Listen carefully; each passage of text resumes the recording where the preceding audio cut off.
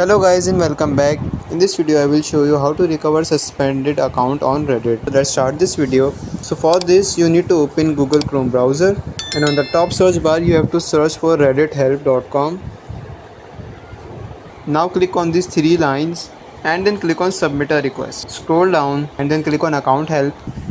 Scroll down again and over here you have to enter the email address which is associated with your Reddit account which is currently suspended. So now type the issue, click on account status and then click on my account has been wrongly suspended. Type your Reddit username over here. Over here you have to select whether you can log in your Reddit account right now or not. If you can log in, you have to click on yes I can log in, and if you can't, then you have to click on no I cannot log in.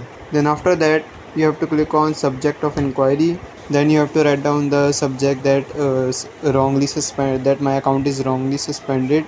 Then in the next section you have to type the details that how your account is suspended and I want to recover my account back. So you have to type in those details over here. You can also add some screenshots related to your account which is suspended as a further proof.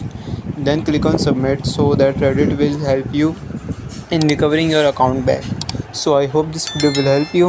If so, please consider in liking this video and subscribe this channel.